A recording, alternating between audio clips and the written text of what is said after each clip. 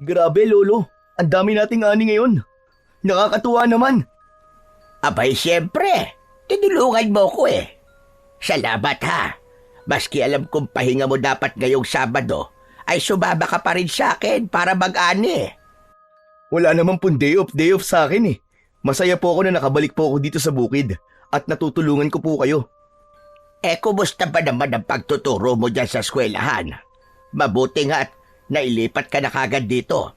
Di tulad nung nagsisimula ka pa lamang na napakalayo ng pinagtuturuan mo. Kaya nga po, Lolo eh. Swerte ho talaga ako. Kasi sa dami po ng mga nagpa-ranking at nag-apply, ako yung napili. At least ngayon, sa bahay na ako uuwi. Masasamahan ko na po kayo. Tapos, kapag wala pong klase, ay matutulungan ko pa po kayo dito sa mga pananim nyo. Ang swerte ko din talaga. At ikaw ang naging apo ko. Nako, naging senti ka na naman, Lolo ah. Hindi ah. Pero alam mo ba na, bilib na bilib ako sa iyo, apo, kaninang tinitignan kitang namimitas ng mga ani. Bakit naman po, Lolo? Malaki na pala talaga ang pinagbago mo, apo. Ang sipag mo na. Hindi tulad doon na laging nagtatago at naghahanap ng lilim tuwing didilat ang araw. Kasi naman po, bata pa po ako nun eh.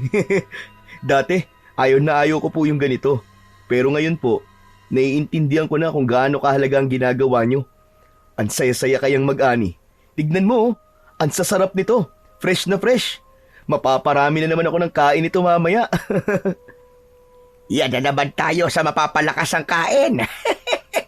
Bantayan mo yung katawan mo, apo. Nako, sinasabi ko sa iyo. Lolobo kan talaga. Lolo naman eh. Ito na namang katawan ko ang nakita nyo. Kasi ga, abay ang lapad-lapad mo na. Tapos tignan mo yan tiyan mo. Kailan ka ba manganganak? Hala siya. Grabe ka, Lolo ah. Biglang lumakas ang pag-ihip ng hangin. Napatingala si Gabriel at napansin na tila nagbabadya ang ulan. Nagsimulang dumilim ang langit. Agad niyang binilisan ang kilos at kinuha ang ilang piraso ng mga bunga. Gabriel, apo, bilisan mo na't parang uulan na. Kapag nabasa tayo rito, baka tayo'y magkasakit. Pero Lolo, marami pa pong dinaani. Sayang naman ko kung mababasa at masisira, lalo na po yung mga hinog na. Mas sayang kung magkakasakit tayo, apo. Ano ka ba naman? Saka di naman yan basta-basta mabubulok o masisira eh. Mabuti pa ay ipunin na natin itong mga nakuha natin. Agad nilang tinipon ang mga napitas na gulay at inilagay sa mga tiklis. Ang langit mas lalong dumilim at sa malayo ay naririnig na ang kulog. Lumalakas na rin ang pagbugso ng hangin. Lolo, may bagyo po ba? Abay, wala naman, iho. Pero parang kakaiba yung tunog ng kulog ah. May kakaibang bigat din ang hangin. Ano pong ibig niyong sabihin, Lolo? Hindi ako sigurado, iho. Pero alam mo, kapag ganito nararamdaman ko sa hangin na mabigat, parang may masamang mangyayari. Yan. Bad vibes ka na naman, Lolo eh. Ulan lang po yan. Wala po kayong dapat na ipag-alala. Kaya meron o wala, ibig ko lang naman sabihin ay halika na at baka abutan tayo ng malakas na ulan. Agad na sinimulan nilang maglolo na buhatin ng isa-isa ang bawat tiklis kung saan nakalagay ang kanilang mga inaning gulay. Isinakay nila ito sa kariton. Saglit na napatigil ang binata nang makita niyang hindi pa rin talaga magpapatalo ang kanyang lolo sa palakasan ng resistensya at pangangatawan. Dahil sa kabila ng edad nitong 75 taon, ay kayang-kaya pa rin niya ang mga gawain sa bukid. Si Lolo Andres ay bihasang magsasaka at ang pangunahing kabuhayan niya mula noon pang kabataan niya ay ang pagbubungkal at pagtatanim ng mga gulay sa kanyang bukid. Kung ang mga matatanda sa kanilang baryo ay nagsipagretiro na, siya ay hindi pa rin nakukupasan ng lakas at kasanayan niya sa pagsasaka. Masipag, matyaga, at hindi pa rin siya madaling mapagod. Halos hindi nga nito indahin ang init ng araw. Kumbaga nga, ay malakas pa ito sa kalabaw. Bukod sa pagiging magsasaka, kilala rin siya bilang isang albularyo sa kanilang baryo. Pinaniniwalaan ng mga tao na siya ay may taglay na mutya o ng agimat na siyang nagbibigay sa kanya ng kakaibang sigla at proteksyon laban sa anumang klase ng sakit. Sikat siyang albularyo dahil marami na siyang napapagaling na mga may sakit. Para kay Lolo Andres, hanggat kaya pa ng kanyang katawan, patuloy siyang magsasaka at magpapagaling ng may sakit dahil ito ang buhay na kanyang kinagisnan at minahal. Samantala, habang patuloy silang nagmamadaling mag-ayos ng mga ani, mas lalong lumakas naman ang ihip ng hangin. Naging mabagsik at halos bumayo na parang isang paparating na bagyo.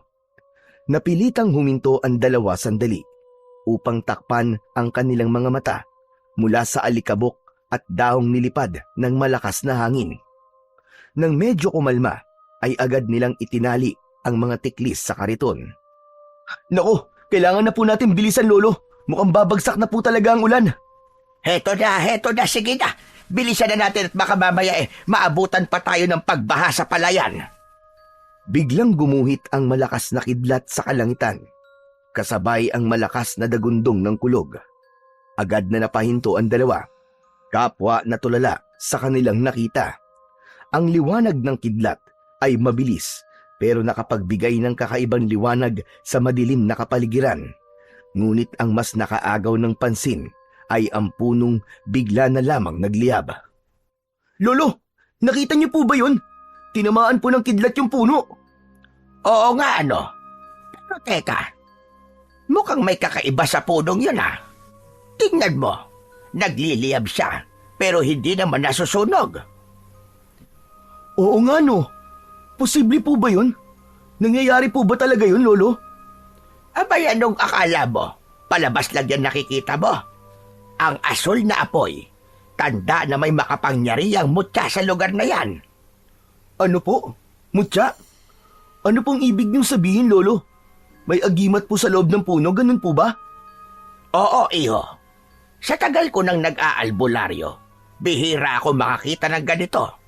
Ang asul na apoy ay palatandaan ng isang mutyang nilikha ng kalikasan. Isang bagay na hindi basta-basta nakikita ng tao. Hala, ano kayang mutyang nariyan, Lolo? Tignan natin, iho. Sandali lang. Hindi po tayo pwedeng lumapit dyan, Lolo. Baka biglang kumidlat po ulit at tayo naman po ang tamaan. Delikado po yun, Lolo. Ano ka ba? Titignan lang naman natin Saka bakit ka ba natatakot? Hindi naman basta-basta inuulit ng kidlat ang pagtama sa iisang lugar.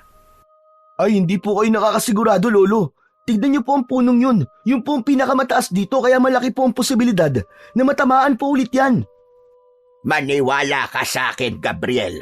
Hindi na yan uulit. Ang kulit mo naman Tara na, tignan natin at baka nga totoo ang kutob kong pinagkalooban tayo ng mutya. Lolo naman ang dami-dami mo na nga mutya Tapos, di mo naman nagagamit lahat ng yun. Sinong may sabi sa iyong hindi ko nagagamit?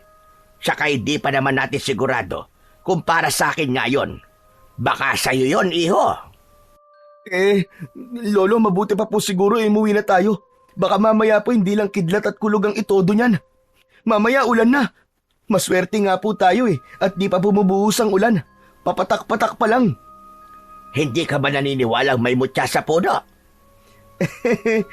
Lolo naman Sinasabi ko na nga ba Alam mo, may mga mutya talaga na isinisilang mula sa iba't ibang elemento.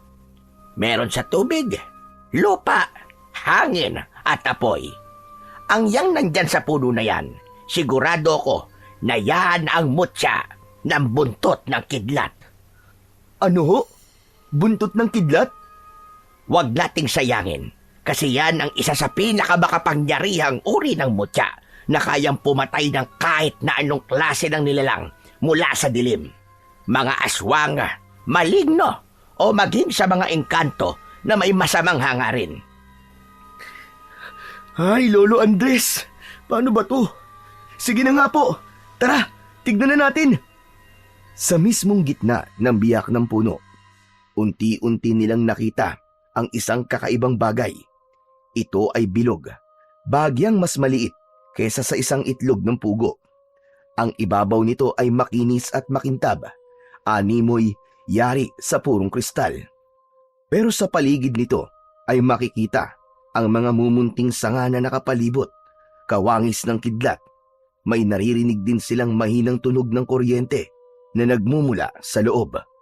Si Gabriel at Lolo Andres ay nakatayo sa harap nito, kapwa hindi makapaniwala sa kanilang nasaksihan.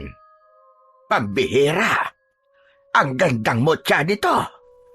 Kakaiba talaga siya! Grabe, Lolo Andres. Totoo pala talagang may mga ganitong bagay sa mundo. Hindi ko napag-aralan sa science to ah. Ikaw lang eh. Di ka naniniwala sa mga pinaniniwalaan ko. Paano nakapagdawala ako? Sino ang magmamana ng pagiging albularyo ko? Aba, Gabriel, dapat ay ikaw yon. Mangyari, Lolo. Hindi ko po kasi talaga hilig yan eh. Saka, aaminin ko na po. Hindi po ako naniniwala sa mga sinasabi niyong mga nilalang sa dilim. Ganon din po sa mga agimat. Pero dun sa panggagamot niyo gamit yung mga halaman, dun po, naniniwala po ako. Apo, Gabriel, matanda na ako. Kailangan may magmana. Ikaw lang naman ang apo ko. Ikaw lang ang pwede kong turuan kung sakali. Pero Lolo Andres, teacher na po ako eh. At ito po ang daan gusto kong tahakin. Hindi po ang pagiging isang albularyo. Pasensya na po kayo, Lolo Andres. Kung di kita mapipilit, wala namang problema sa akin yon, apo.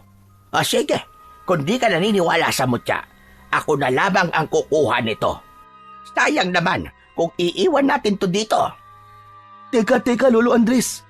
Hindi po ba delikado kung basta-basta niyo na lang pong dadamputin yan? Gabriel, alam kong natatakot ka.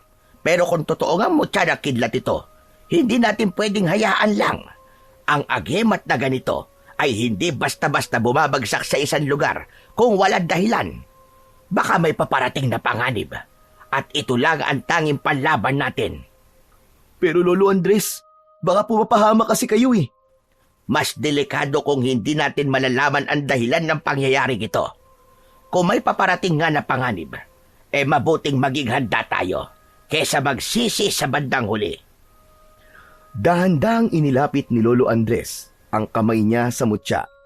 Pero bago pa man niya ito mahawakan, biglang gumapang ang maliit na kidlat mula sa mutya papunta sa kanyang kamay. Agad siyang umatras, hinahaplos ang nanginginig pang kamay.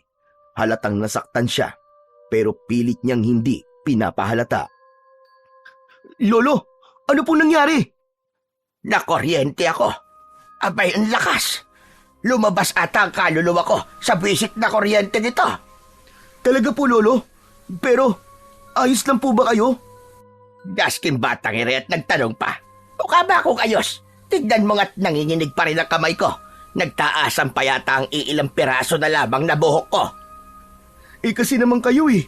Sabi ko naman kasi sa inyo, huwag niyo nang hawakan ang kulit-kulit niyo eh. Nakuryente ako. Dahil hindi ako tinanggap ng mutya. Yun lang yun. Di kung ganun, Lolo, umuwi na po tayo. Ayaw naman pala sa inyo ng mutya eh. Hindi ako. Pero baka ikaw, iho. Baka ikaw ang gusto ng mutya na kumuha sa kanya. Ano po? Ako? Naku, Lolo. Huwag niyo po akong isali dyan. Wala po akong alam dyan. Subukan mo lang, Gabriel. Ang mutya mismo ang pipili kung sino ang karapat-dapat na kumuha sa kanya. Kasi po, ang totoo po niyan, takot po ako sa kuryente. Ano ka mo? Takot ka sa kuryente? Opo, di ba nga nagka-trauma po ako nung bata po ako? Nung isuot ko po yung kamay ko sa sakit, nakasaksak pala. Simula nun, ayoko nang dumikit sa kahit na anong may kinalaman po sa kuryente. Abay, napapanahon na siguro para harapin mo ang takot mo, Gabriel. Walang mangyayari sa'yo. Ang mutyang yan ay isang biyaya. At kung ikaw ang pinili nito, hindi mo pwedeng takasan ang tadhana mo. Pero lolo, paano po kung makuryente po ako uli? Eh di malalaman natin kung talagang tinatanggap ka ng mutya o hindi. Lolo naman eh. Pwedeng pag-isipan ko muna to. Walang oras para mag-isip, apo. Ang mutya ay hindi maghihintay magpakailanman. Tahimik na napatingin si Gabriel sa kumikislap na mutya. Ramdam niya ang kaba sa dibdib. Kaya naman, pikit mata na lamang niya itong dinampot. Wala siyang naramdamang kuryente ng sandaling mahawakan niya ito. Dahan-dahan niyang idinilat ang kanyang mga mata at halos mapatalon siya nang makita niyang sobrang lapit na ng mukha ng kanyang lolo Andres. Nakangisi ang matanda, halos abot sa tenga ang tuwa. Hey! Lolo naman eh! Huwag niyo naman po akong gulatin ng ganun! Hahahay! O ano? May kuryente o wala? Wala po. Tama ako, di ba? Ikaw nga ang nakatakdang humawak sa mutyang yan. Bakit naman po ako? Eh hindi naman ako ang tingero o albularyo na tulad nyo. Hindi rin ako mandirigma o sundalo. Isa lang akong simpleng tao. Hoy, hoy, hoy! Tandaan mo, hindi lang yung marunong lumaban ang maaaring maging mandirigma. Dahil ang tunay na mandirigma ay yung may tapang at puso para ipagtanggol ang kanyang bayan. Tinignan ni Gabriel ang mutya sa kanyang palad. Patuloy itong kumikislap, nagliliyab sa malamlam, ngunit makapangyarihang bughaw na liwanag. Lolo Andres, ano pong gagawin ko ngayon? Una sa lahat, itago mo muna yan, iho. Huwag mong ipapakita kahit na kanino. Sa tamang panahon, malalaman mo kung paano gamitin ang kapangyarihan niyan. Matapos ang kakaibang pangyayari na naganap sa gitna ng bukid, nagdesisyon na ang maglolo na umuwi na. Maingat na isinilid ni Gabriel ang mutya sa kanyang bulsa. Tahimik lang ang binata. Ilang beses niyang tinatanong ang kanyang sarili kung bakit anong meron at siya ang pinili ng mutya, gayong ang lolo niya ang totoong albularyo. At sa palagay ng lolo niya na siya ang karapat-dapat na magbayari ng mutya. Si Gabriel ay isang guro sa elementarya sa kanilang baryo. Simula pa lang ay malinaw na sa kanya ang landas na nais niyang tahakin, ang magturo, magbigay ng kaalaman at tumulong sa paghubog ng mga kabataan. Bata pa lang siya, nakita na niya kung paanong ginagamot ng kanyang lolo Andres ang mga may sakit sa kanilang baryo. Maraming humahanga sa kakayahan ng matanda, ngunit may ilan ding hindi naniniwala at tinatawag siyang matandang baliw. Lumaki siya na saksi sa hirap at naging sakripisyo ng kanyang lolo, yung tipong halos wala na itong pahinga. Ginagawa ang kanyang responsibilidad nang walang pinipiling oras, araw man o gabi, at hindi rin ito naniningil. Dahil dito, pinili niyang lumayo sa landas na ito. Mas ginusto niya ang mag-aral at makatapos bilang isang teacher. Isang propesyong mas may malinaw na sakop at hangganan. Ang pagtuturo ay may mga estratehiyang sinusunod, may mga libro, at may kasagutan ang lahat ng bagay. Samantalang sa mga albularyo, puro misteryo, kababalaghan, paniniwala at responsibilidad na walang katapusan na hindi talaga niya kayang akuin. Pero ngayong hawak niya ang mutya, tila unti-unting gumuguho ang itinakda niyang direksyon sa kanyang buhay. Sa tabi niya, si Lolo Andres ay tahimik lamang na nakangiti at panay ang tingin sa kanyang apo. Samantala, habang pauwi ang maglolo, madadaanan nila ang isang makitid at madamong daanan. Dahil papagabi na, tahimik na ang paligid sa lugar na yon. Wala ning isang huni ng kuliglig o ng mga ibon. Paglingon ni Gabriel, nakita niya ang kinatatakutang lumang kubo sa kanilang baryo. Giba-giba na ang bubong nito. Parang tinangay na ng bagyo ang kalahati. Ang mga dingding ay puno na ng mga umaakyat na baging at lumot. May mga tuyong dahon, buto ng hayop, at mga basag na bote sa paligid. Napahinto ang kalabaw na humihila sa kanilang kariton. Lolo Andres, tignan niyo po oh. Yan ang bahay ni Tandang Silva. Napalunok si Gabriel. Alam niya ang pangalang yon.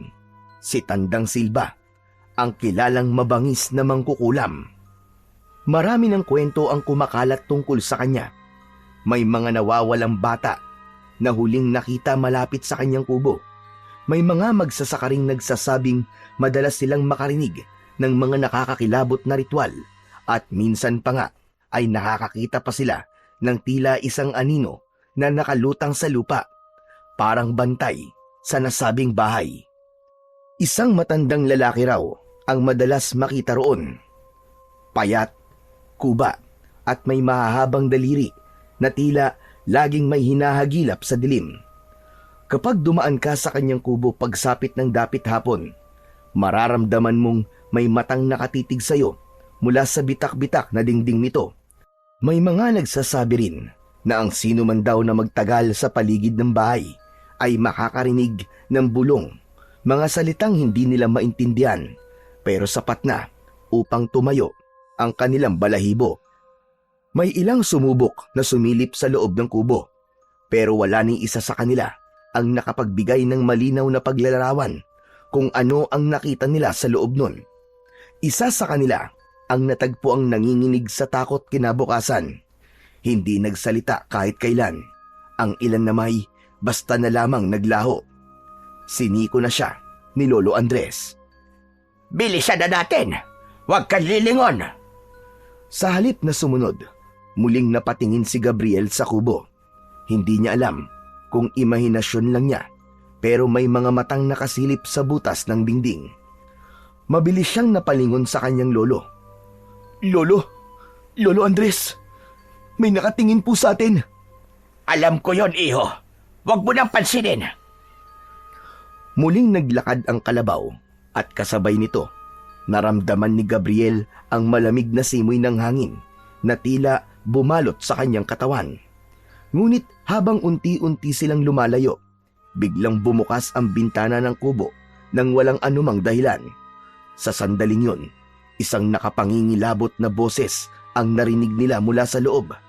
Malalim, basag, at tila nagmumula sa kailaliman ng lupa. Loy Kalag, huwag ka magpapakita ng takot! Elo, sino po ba kasi yun? Di ba, matagal naman nang walang matanda dyan? Totoo ba yung mga sabi-sabi tungkol po sa bahay na yan? Tumahimik ka! Huwag kang maingay! Andres!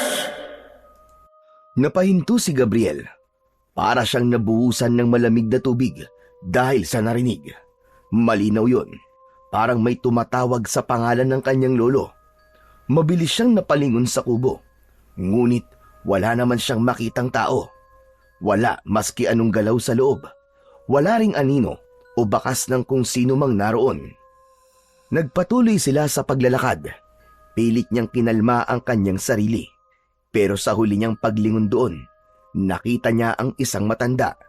Nakatayo ito sa may bakuran. May hawak na tungkod. Gulo-gulo ang kanyang mahabang buhok na kulay puti. Ang kanyang balat ay kulubot at maitim.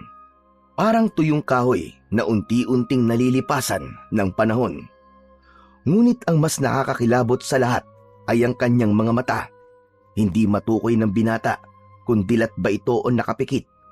Pero alam niyang nakatingin yon ng direkta sa kanya. Maya-maya pa ay nakita niyang bumuka ang bibig nito at umusal ng isang dasal. Bigla niyang naramdaman ang paghila sa kanyang braso. Tumingin ka sa daan, iho. Huwag ka nang lumingon dyan sa likod. Lolo, siya po ba si Tandang Silva? Hindi agad sumagot ang matanda. Ilang saglit nang tuluyang makalayo sila matapos ang ilang metro. Doon lamang siya nagsalita. Hindi ko alam na nakabalik na pala siya. Masama ito, iho. Pero lolo, siya po ba talaga yon? Si Tandang Silva? Oo, siya nga. At hindi mo dapat basta-basta binabanggit ang kanyang pangalan. Lalo na kung nandyan lang siya sa paligid. Pero Bakit niya po kayo tinatawag? Parang meron po siyang gustong sabihin sa inyo. Dahil ako na lang ang natitira. Ano po? Kayo na lang ang natitira? Ano pong ibig niyong sabihin? Matagal nang may hidwaan sa pagitan namin. Noon pa man, isa na siyang makapangyarihan at kinatatakutang mangkukulam. May grupo ng mga albularyo noon na nagbabantay upang hindi siya makagawa ng gulo o makapaminsala. Ano po, Lolo Andres? Isang grupo? Ibig sabihin, marami po kayong albularyo na kumakalaban sa kanya noon? Tama ka, Gabriel. Hindi lang ako. 7 albularyo ang nagtipon noon upang tapusin ang kanyang kasamaan. Ako ang pinakabata sa kanila. Kung ganun, Lolo, ano po nangyari sa kanila? Isa-isa silang nawala. May biglang nagkasakit ng walang dahilan. Ang iba, nawala sa sariling katinuan. Tulala at hindi na muling nakabalik sa kanilang dating sarili. Pero ang pinakamatindi, may isa sa amin na bigla na lamang naglaho. Parang bula. Wala ni anino. Wala ni bakas kung nasan siya dinala. Ako na lang, Apo. Ako na lang ang natira sa 7 albularyo. Iniisip niyo po bang siya ang may kagagawan sa pagkawala ng mga kasama niyo, Lolo Andres? Sino pa nga bang may kapangyarihang gawin yon sa kanila? Di siya lamang, si Tandang Silva. Pero, paano niyo po napatunayan na siya nga po ang may sala? Gabriel, ang matandang yon ay delikadong tao. Hindi siya basta-basta. Maniwala ka sa akin. Hindi mo gugustuhin mapansin ka niya. Kung totoo po ang sinasabi niyo, bakit po siya bumalik? Magiganti ba siya sa inyo?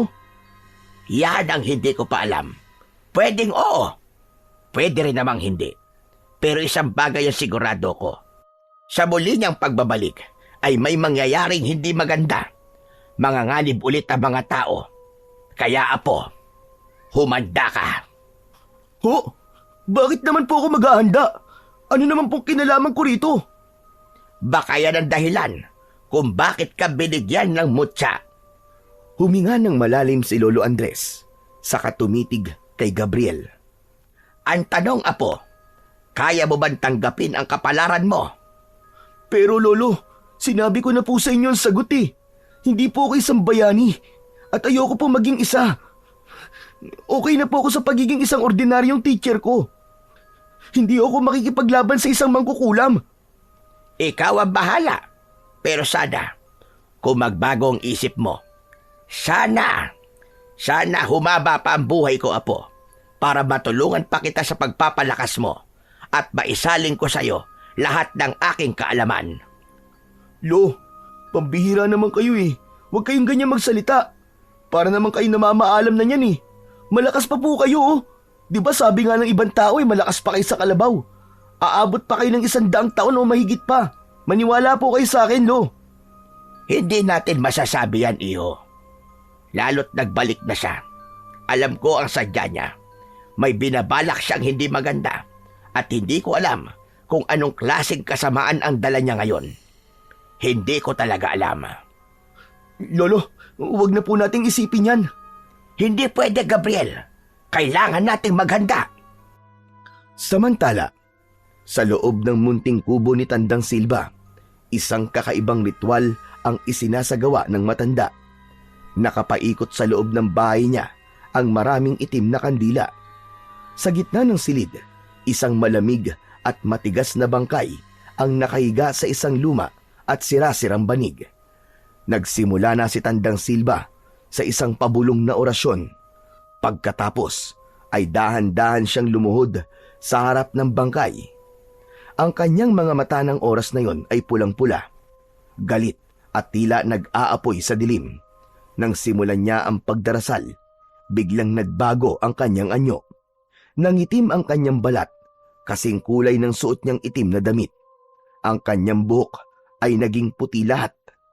Ang kanya namang mga kamay ay mas lalong nangulubot at napuno ng mga malalaking ugat. Nang matapos ang kanyang pagbabagong anyo, dahan-dahan niyang hinaplos ang bangkay habang patuloy pa rin siya sa kanyang orasyon. Matagal na panahon na rin, Andres. At ngayon, dumating na ang araw na ikaw naman ang tatapusin ko.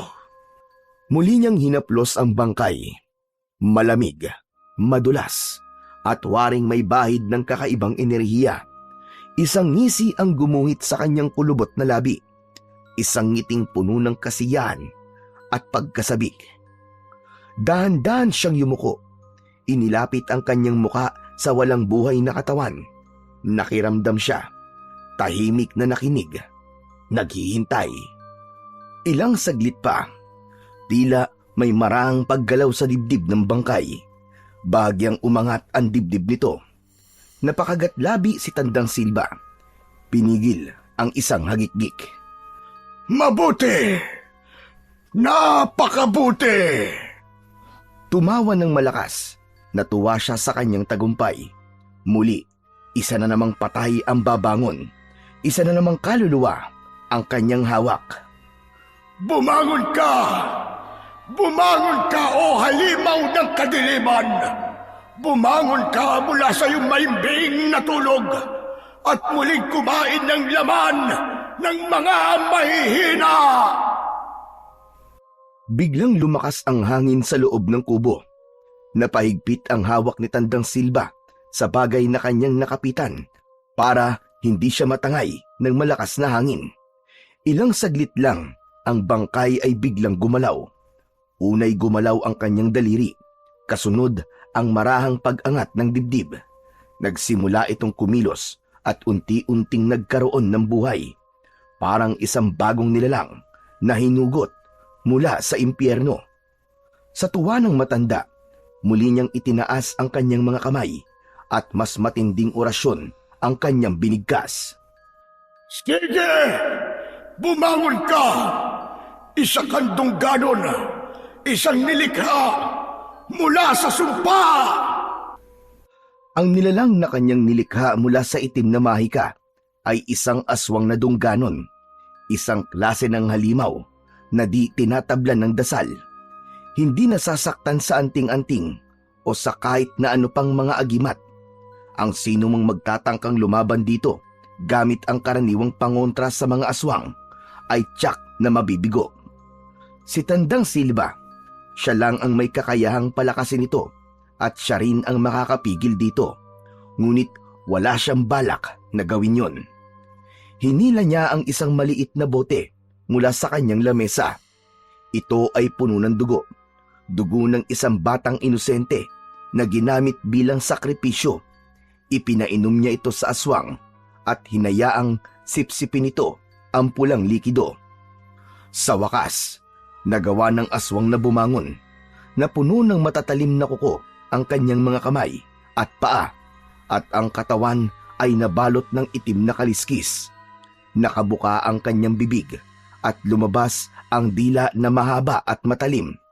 Ang katawan nito'y mahaba at matipuno. May malapaniki itong pakpak.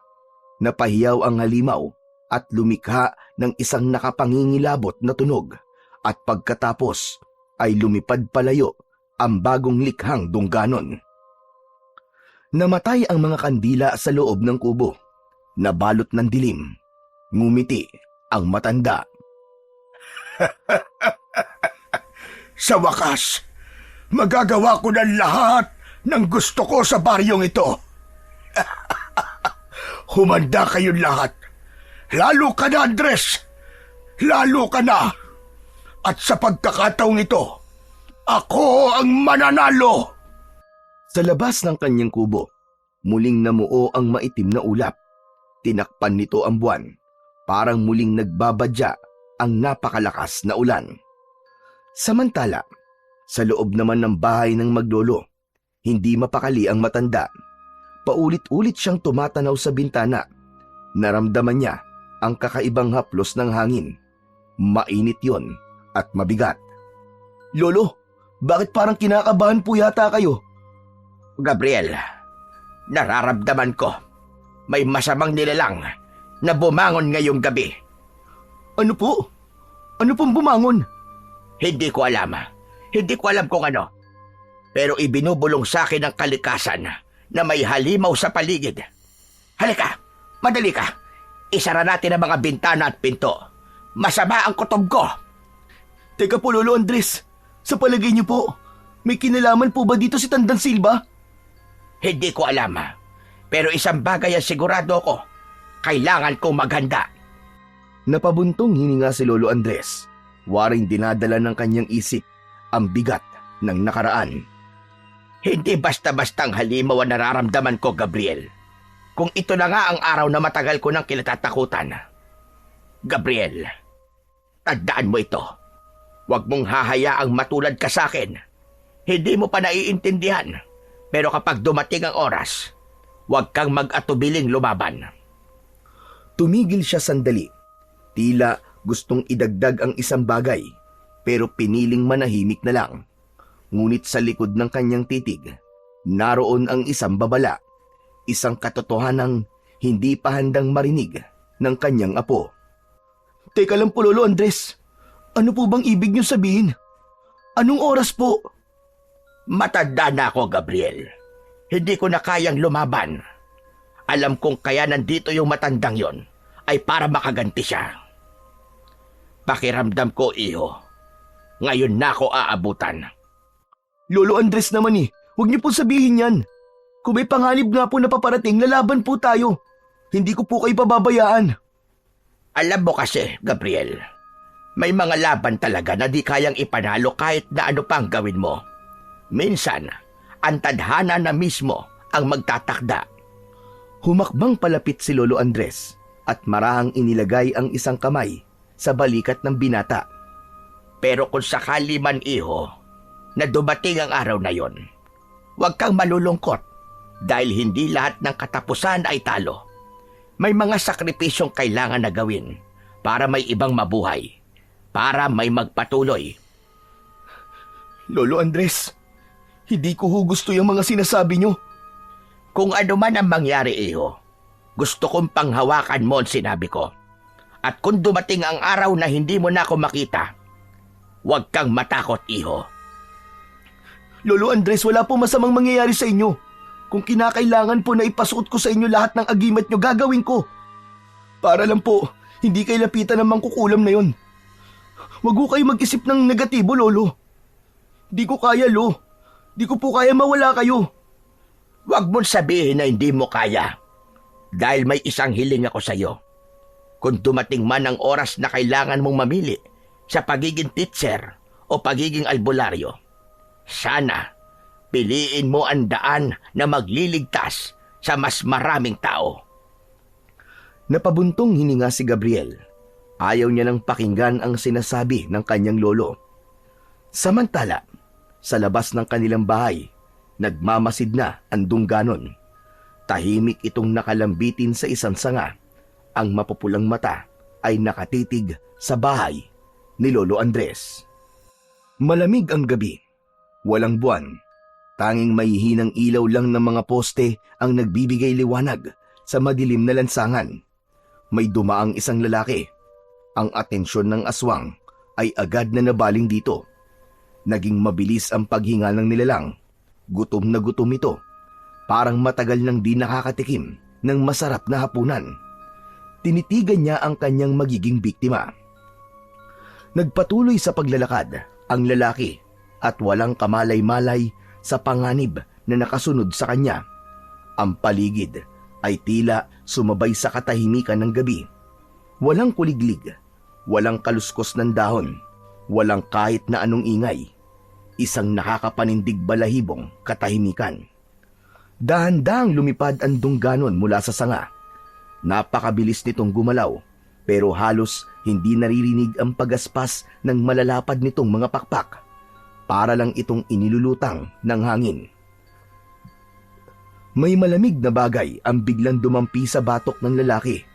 Napahinto siya, napatingin sa paligid. Wala siyang nakita, pero bigla siyang kinabahan. Bumilis ang tibok ng kanyang puso.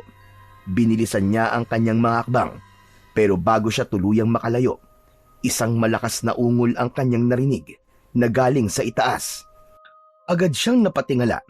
At sa isang iglap, isang mahabang kamay na may matutulis na kuko ang agad na sumunggab sa kanyang balikat at inilipad siya paitaas. Malakas ang kanyang naging sigaw, pero agad ding naputol nang maramdaman niya ang isang madulas at malamig na dila ng nilalang na dumampi sa kanyang leeg. Ang kasunod nito ay bigla siyang kinagat sa leeg at sumubsob ang muka ng aswang sa leeg nito. Sinipsip ang kanyang dugo. Napakislot siya sa sakit.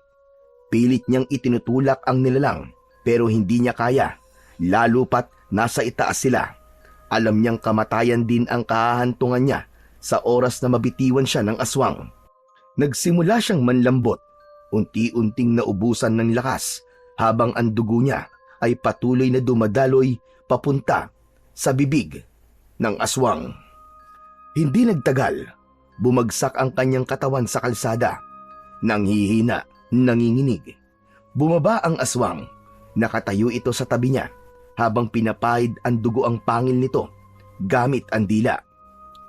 Tumingala ito sa langit at muli itong lumipad patungo sa kung saan. Unang putok pa lang ng araw, ngunit isang nakakakilabot na balita na kagad ang gumimbal sa buong baryo.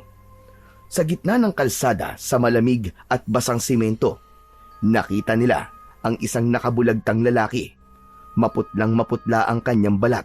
Ang kanyang mga mata ay nakadilat at parang takot na takot. Ngunit ang nagbigay ng kilabot sa mga tao ay ang nakita nilang dalawang malalalim na sugat sa leeg ng lalaki. Parang ginilitan ng matatalim na pangil. Ayon sa usap-usapan ng mga residente, ang sugat na yon ay hindi gawa ng isang hayop dahil malinis pero brutal.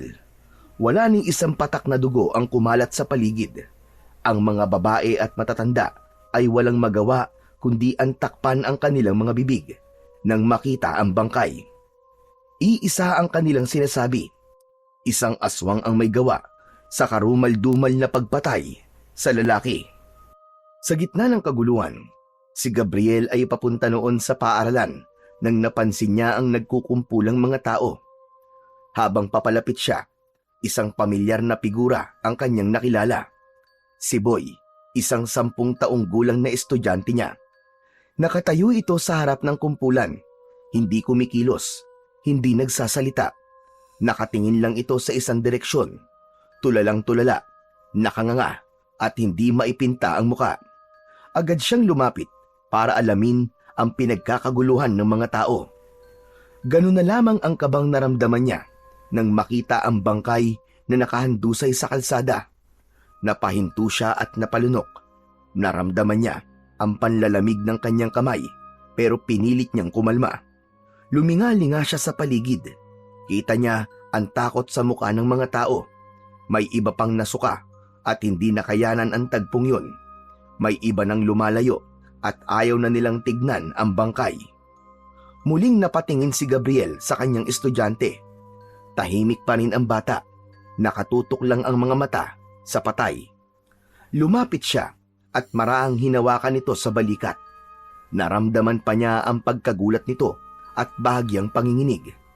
Marahan niyang hinatak ang bata palayo. "Boy, anong ginagawa mo dito?" Si Kuya Mando po. Nakita ko po siya kagabi naglalakad. Dumaan po sa tapat namin. Pero... "Anong nakita mo, anak? May nakita ka ba? Nakita mo ba ang pumatay sa kanya?" Sir, may biglang dumagit po sa kanya mula sa itaas. Inilipad po siya tapos bigla na lang po silang nawala. "Sigurado ka ba, boy? Nakita mo ba yung itsura ng dumagit sa kanya?" Hindi ko po nakita ng malinaw, sir. Pero ang laki po niya. May pakpak po. Para po siyang isang malaking ibon. Pero hindi po siya ibon, sir.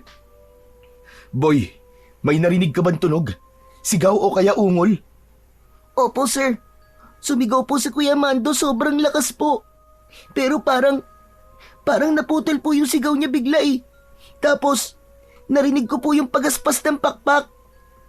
Ang bilis po, sir. Pagtingin ko po uli, wala na po sila. "Boy, may pinagsabihan ka na ba nito?" Wala pa po. Kayo pa lang po, sir. Natatakot po ako eh. Baka malaman po nila na nakita ko po yung pumatay sa kanya. Baka balikan po ako ng halimaw. Ano ka mo, boy? Halimaw? Totoo po yung sinasabi ng mga tao. Aswang po yung pumatay sa kanya. Huwag kang matakot, boy. Baka naman inaantok ka lang kagabi kaya kung ano-ano nakikita mo. Walang aswang, boy. Hindi sila totoo. Maniwala po kayo sa akin, sir.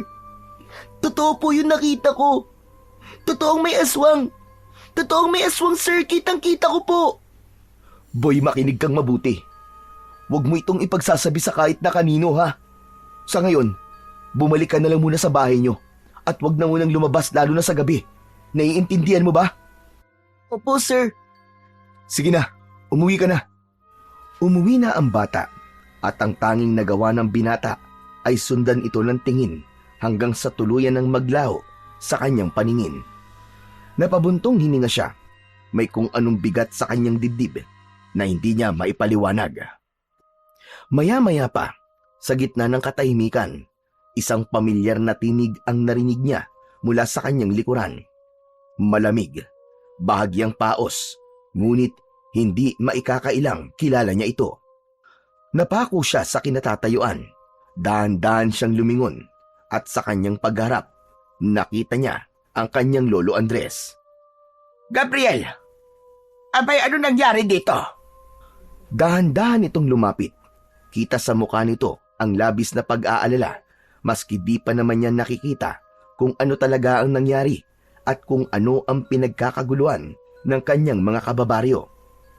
Lolo Andres, meron hong patay. Natagpo ang walang dugo, tapos may malalalim po na sugat sa kanyang leeg. Aba, tignan ko nga. Luwag na po. Baka kung ano pa po masabi nyo. Ano ka ba? Tahimik lang ako. Titignan ko lang naman. Sigurado po kayo, Lo, ha? Walang kung ano-anong sasabihin, ha? Ayoko po mas lalo matakot ang mga tao. Nakikiusap po ako sa inyo, Lo. Iwasan po nating lumala ang gulo rito. Oo na. Aba, tinatalakan mo pa ako eh. Sinuri ng matanda ang bangkay sa kalsada, habang ang ibang tao naman ay patuloy sa pag-uusap at bulong-bulungan. Hindi na ako nagtataka. Alam ko nang mangyayari ito. Ano ba, Lo? Sinabi ko na po sa inyo eh. Dahan-dahan lang po ang pagsasalita.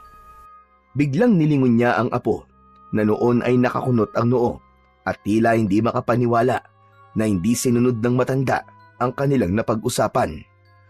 Agad na nagtanong ang tao sa matanda kung ano sa tingin niya ang may kagagawan nun. Hindi na malaman ng matanda kung paano tatanggihan ang tanong na yon ng mga tao. Hindi ko alam kung maniniwala kayo sa akin. Pero kahapon nakita ko si Tandang Silva. Nakabalik na siya dito sa atin. Agad na nagpalitan ng pag-aalala ang mukha ng mga taong nakarinig sa sinabi ni Lolo Andres. Ang mga matatanda, silang nakaalam sa kwento ni Tandang Silva, ay halos sabay-sabay na napailing. Mas lalo silang nagkagulo dahil halos lahat ng mga nakakakilala sa matanda ay nakasisiguro ng may kinalaman nga ang matandang mangkukulam na yon sa kaguluhang nangyayari sa kanilang nayon. Lolo, ano ba? Hindi naman tayo sigurado kung yung matanda nga na yun ang may kagagawa nito. Huwag po kagad tayo mambibintang. Saka matanda na po yun. Paano naman niya mapapatay ang taon to? Maniniwala pa ako kung sasabihin yung baka adik ka may gawa nito eh, o isang kriminal. Hindi, apo. Sigurado kung di tao may gawa nito. May nararamdaman akong malakas na puwersa sa paligid. At ngayong may namatay na, sigurado ko na ito na ang simula. Mga kasama, pasensya na po kayo sa lolo ko ha. Huwag na po natin pansinin ang mga sinasabi niya. Baka nag-uulyanin na po eh. Abat sira ulo to batang ito. Ginawa mo pa akong ulyanin, damuho ka. Agad na hinila ni Gabriel ang kanyang lolo palayo sa nagkukumpulang mga tao. Ramdam niya ang tensyon sa paligid, ang takot sa bawat bulong ng mga tao. Hindi na siya nagdalawang isip. Kailangan niyang mailayo si Lolo Andres bago pa ito makapagsalita ng kung ano-ano at lalong magdulot ng gulo. Tahimik silang naglakad pa uwi Kapwa hindi nagsasalita. Ang tanging naririnig ay ang tunog ng kanilang mga yabag sa lupa. Pagdating sa bahay, agad na isinara ni Gabriel ang pinto at inilak yun. Saka humarap sa kanyang lolo. Lo, ano ba naman kayo? Di ba nag-usap na tayo? Pinakiusapan ko na kayo na wag na kayo magsasalita ng kung ano-ano sa harap ng mga tao. Ano namang masama sa sinabi ko? Totoo naman yon. Totoo man po o hindi, hindi pwedeng ganun-ganun na lang tayo magbitaw ng salita. Kita nyo kanina. Lalo nyo lang pinakaba yung mga tao eh. Hindi pa nga tayo sigurado kung ano nangyari kay Mando. Tapos dadagdagan nyo pa ng kwento tungkol kay Tandang Silva. Pambihira naman kayo, Lo. Gabriel, wala ka talagang alam sa mga nangyayari sa baryong ito. Hindi mo naabutan ang nangyari noon. Lo, hindi porket hindi ko naabutan, hindi ko na dapat alamin. Ang punto ko lang naman, huwag kayong magsalita sa harap ng tao na parang siguradong-sigurado kayo sa sinasabi nyo. Alam nyo ba pwede kayong gawing katawa-tawa? Baka nga sabihin pa nilang nababaliw na kayo eh. Ano kung pagtawanan nila ako? Mas mabuti na yung mag-ingat sila kaysa sa maging kampante tapos isa-isa na lang silang mawawala. Alam kong marami na kayo na pagdaanan, Lo. Alam kong may alam kayo sa mga ganitong bagay. Pero hindi tayo pwedeng basta-basta na lang magturo ng kung sino. Paano kung wala naman talagang kinalaman si Tandang Silva? Paano kung nagkataon lang na bumalik siya tapos may namatay? Hindi, Gabriel. Sigurado ko. Siya ang may kagagawan nito. Hindi adik, hindi kriminal. Isinusumpa ko. Totoo lahat ng sinasabi ko. Halimaw ang matandang yon. Pero sa palagay ko po, Lolo Andres, mali po kayo. Ha? Paano mo nasabi? Di ba ang sabi niyo po, isang mangkukulam ang matandang yon. Pero may nakakita kay Mando kagabi. Isang malaking ibon daw po ang dumagit sa kanya. Palagay nung nakakita, aswang yun na may malaking mga pakpak. Ano ka mo? Isang aswang? Nakapagtataka. Paano nangyari yon? Aswang na si Silva ngayon. Aba, nag-level up ng damuho.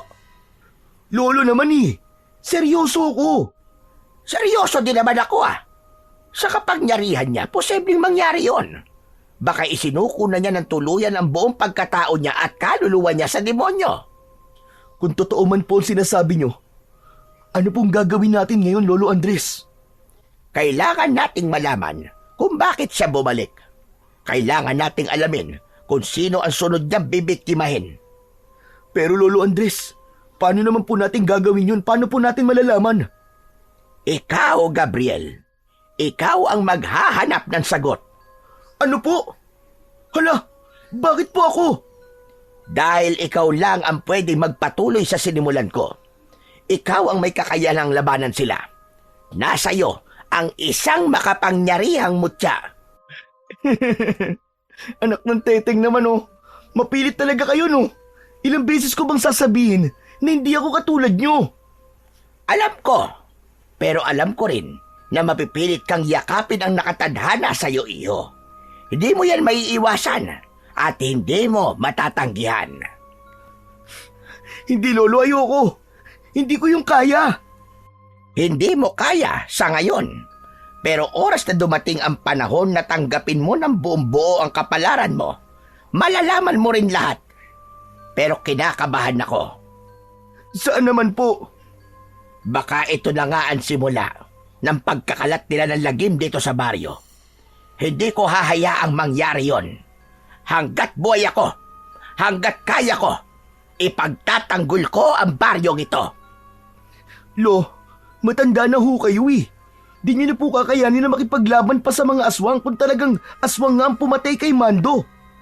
Kailangan nating magmatsyag dahil baka isa na sa mga nakakasalamuhan natin ang aswang.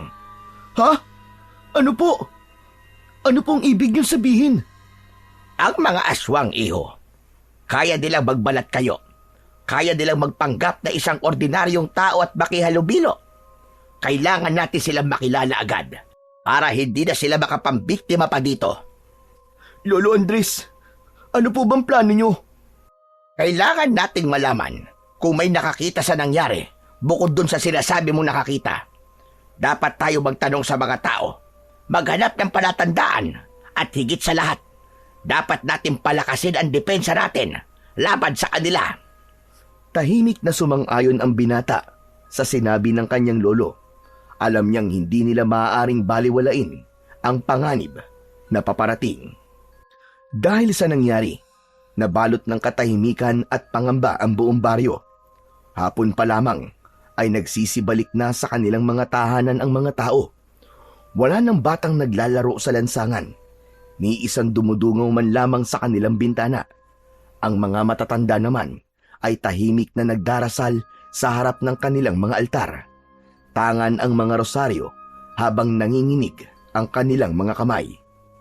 Sa tapat ng tindahan na dati puno ng tawanan at ingay ng nag-iinuman, ngayon wala ni isang anino ng tao.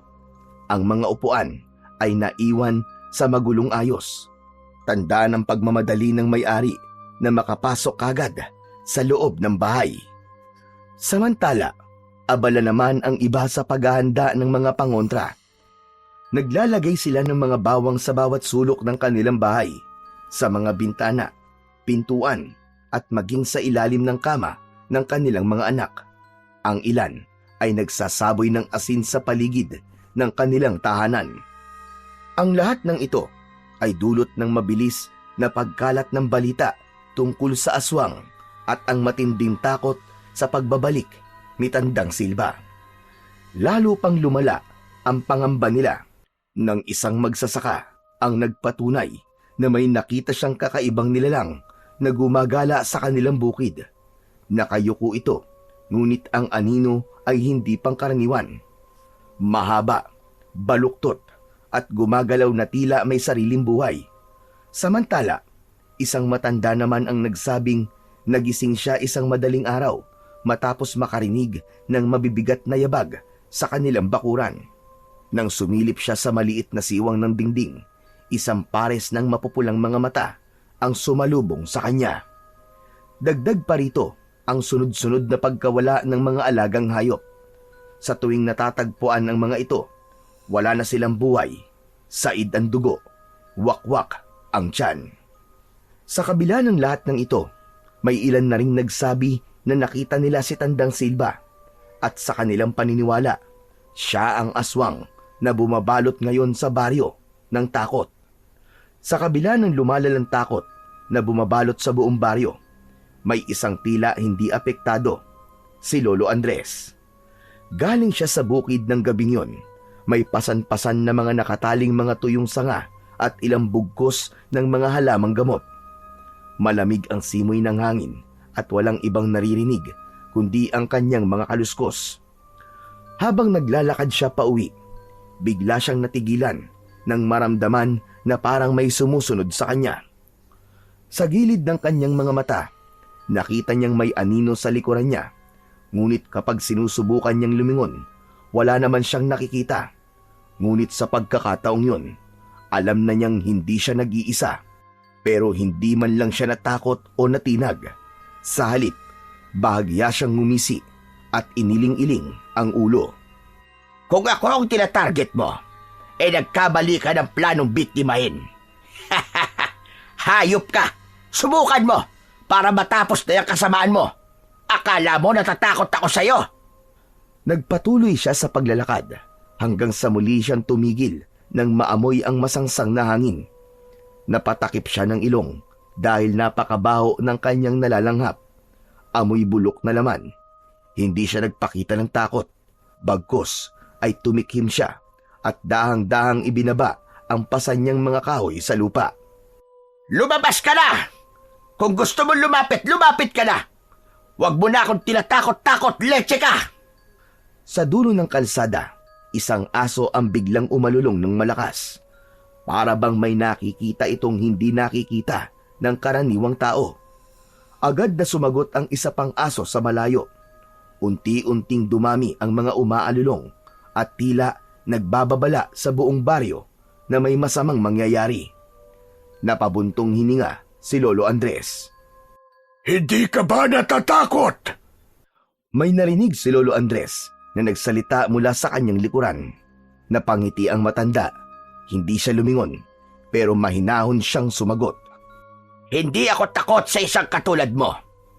Matagal na kitang kilala at matagal na rin akong handa sa laban na to.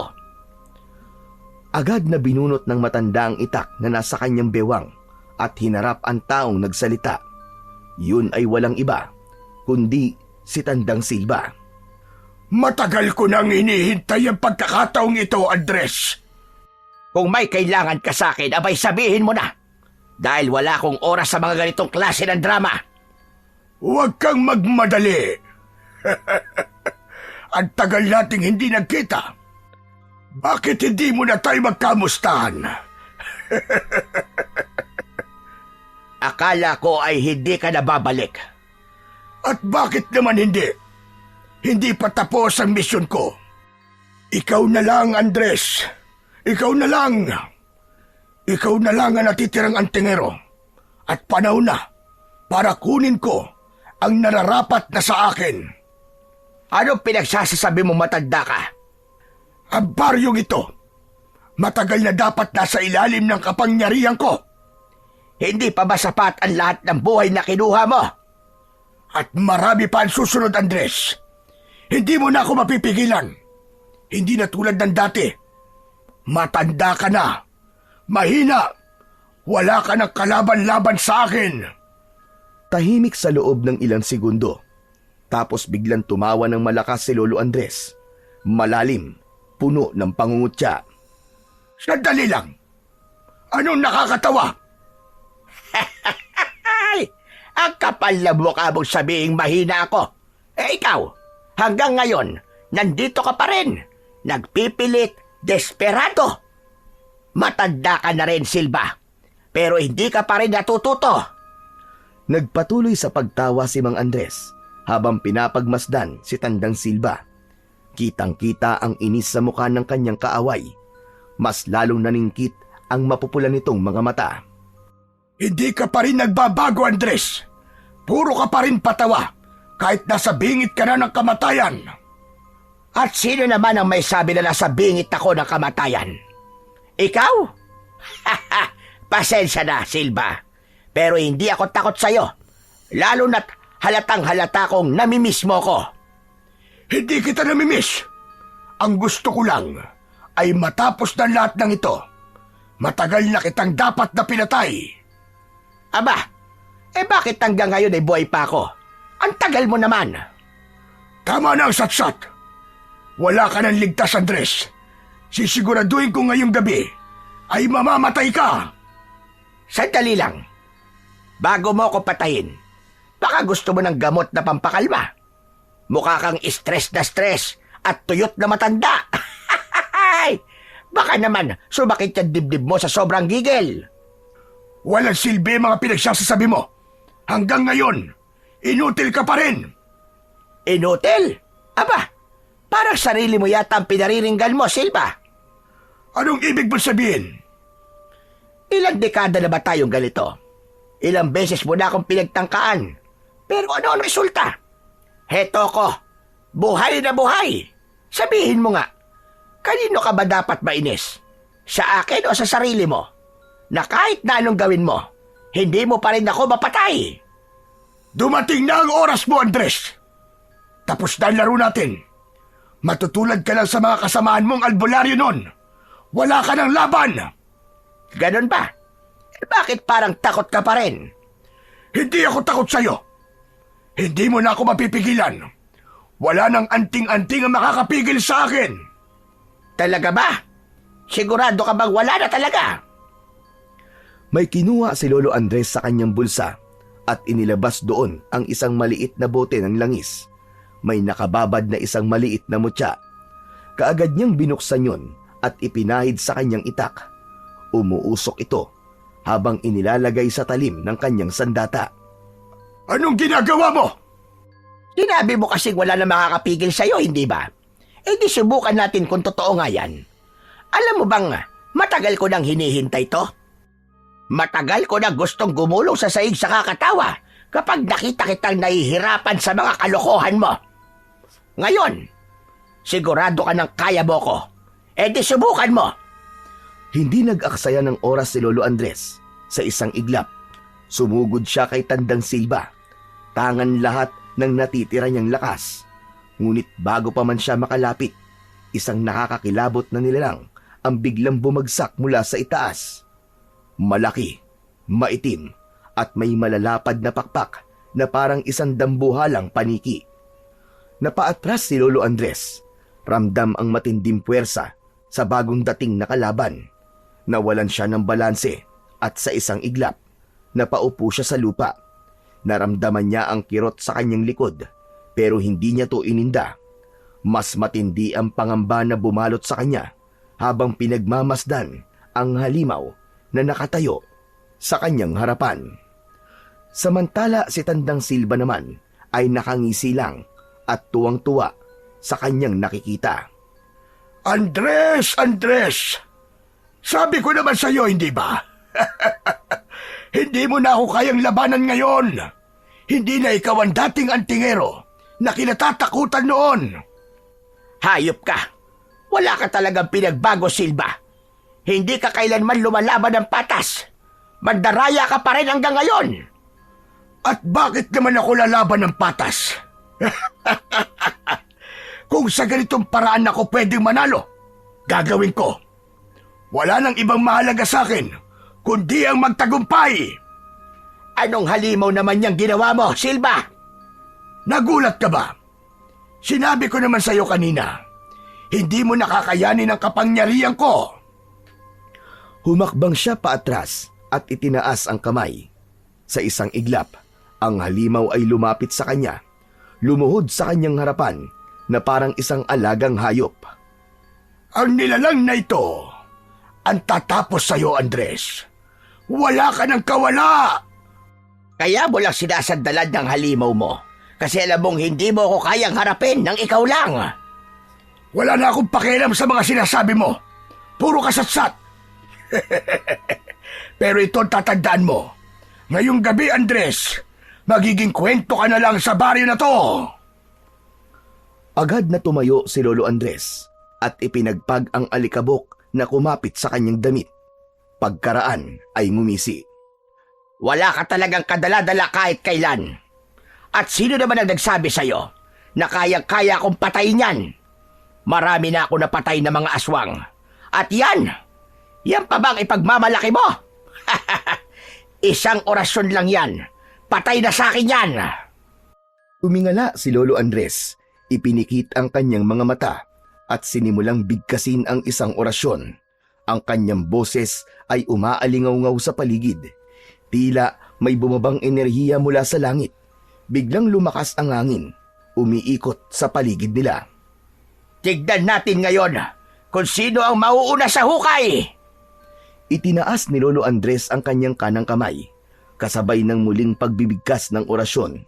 Ngunit di pa man niya natatapos ang orasyon, biglang sumugod ang aswang. Sumisirit ang laway mula sa bibig nito habang nakanganga. Mabilis ang kilos ng matanda. Umilag siya at mabilis na iwinasiwas ang kanyang itak. Tumama ito sa balikat ng halimaw, pero parang hindi man lang ito nasaktan. Sa halip, napangisi lang ito at inihampas ang napakalaking kamay. Tumama ito sa katawan ni Lolo Andres at tumilapon siya sa lupa. Agad na napatingin ang matanda sa hawak niyang itak. Nasira ang talim nito. Nagkaroon ng lamat. Dinuraan niya lang ang lupa at muling tumayo. Hawak ang kanyang itak. Tumingin siya kay Tandang Silva na noon ay nakangisi lang. Tila nag-e-enjoy sa kanyang paghihirap. Muli siyang umusal ng isang dasal pero pinagtawanan lang siya ni Tandang Silva.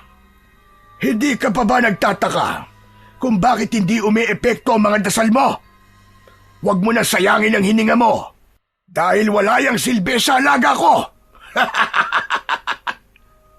Nagtangis ang bagang ni Lolo Andres. Hindi siya makapaniwala. Anong ginawa mo, Silva? Anong klaseng halimaw yan? Natatakot ka na ba sa nilikha ko, Andres? Ito ang aking tungganon. Hindi siya tulad ng ibang aswang. Hindi siya nakakarinig. Hindi siya tinatablan ng kahit na anong orasyon. Dahil hindi naman niya naririnig ang mga dasal mo. Hayop ka! Iba ito! Kailangan kong gumamit ng ibang paraan! Wala siyang oras para mag-isip ng matagal. Biglang kumilos ang dungganon. Isang mabilis na paggalaw na halos hindi niya nakita. Tumalon ito papunta sa kanya. Ang mahahabang kuko'y nakatutok na sa kanyang lalamunan. At sa isang iglap, napilitang gumulong si Lolo Andres sa lupa. Ngunit bahagyang nagasgasan ang kanyang braso sa matatalas na kuko ng halimaw. Ano, Andres? Ano? Handa ka na bang mamatay?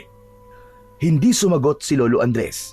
Dahan-dahan siyang umatras habang pilit na iniisip kung paano tatalunin ang isang aswang na hindi tinatablan ng dasal. Huwag kang masyadong pakampante. Bago mo ko mapatay, alamin mo muna kung kaya mo bang kalabanin ang susunod sa akin. Mabilis na lumapit si Tandang Silva at humawak sa balikat ni Lolo Andres. Napakalamig ng kamay ng matanda. Tila hinigop nito ang kanyang lakas. Naramdaman ng albularyo ang paghina ng kanyang katawan. Ramdam niyang tila kinukuha ng mangkukulam ang kanyang sigla at hininga. Pero hindi siya bumigay. Ang hawak niyang langis, agad niyang isinaboy sa mukha ng kalaban niyang matanda. At sa isang iglap, isang malakas na sigaw ang bumalot sa buong paligid. Biglang lumayo si Tandang Silva. Ang kanyang balat ay nagsimulang masunog. Ang aswang ay mabilis siyang kinagat sa balikat. Naramdaman niya ang matatalim nitong mga pangil na bumaon sa kanyang laman. Nanghina siya at napaluhod sa lupa. Ngunit bago pa siya tuluyang manghina, naramdaman niyang lumayo ang aswang at lumapit kay Tandang Silva na noon ay namimilipit pa rin sa sakit. Agad nitong inilipad ang matandang mangkukulam at habang nasa ere ito, narinig pa ni Lolo Andres ang malakas nitong sigaw. Babalik ako, Andres! Papatayin kita! Wawasakin ko kayong lahat! Sa isang iglap, naglaho si Tandang Silva sa dilim. Habol ang hininga. Tuluyang napahiga si Lolo Andres sa lupa. Ramdam niya ang hapdi ng sugat sa kanyang braso. Kailangan ko nang umuwi. Sa kabila ng sakit sa katawan at sa labis na panghihina, pinilit ng matanda na makatayo. Nanginginig ang kanyang katawan. Nanguha siya ng 2 piraso ng sanga at yun ang ginamit niyang tungkod. Marahan ang kanyang pagakbang pero determinado siyang makauwi. Ilang sandali ang lumipas. Sa wakas, narating na niya ang kanilang bahay. Mabilis siyang kumatok sa pinto. Gabriel! Gabriel po! Pagbuksan mo ko! Maya-maya pa, bumukas ang pinto at bumungad ang apo niyang si Gabriel. Kita ang gulat at takot sa kanyang muka. Lolo Andres! Lolo Andres, ano nangyari sa inyo? Hingal na hingal si Lolo Andres. Tumutulo ang pawis niya at may sugat siya sa balikat. Hindi siya sigurado kung may oras pa siya. Pero sinimulan niyang magbilin sa apo niya. Hinawakan niya sa balikat si Gabriel. Si Silva! Si Silva, Gabriel! Lumikha siya ng isang halimaw. Isang aswang na dungganon. Lo, wag na muna kayo magsalita. Tama na yan. Gamutin na muna natin ang sugat niyo. Gabriel, makinig ka. Wala na tayong oras. Makinig kang mabuti sa sasabihin ko. Lo, anong wala ng oras? Ano ba nangyayari sa inyo?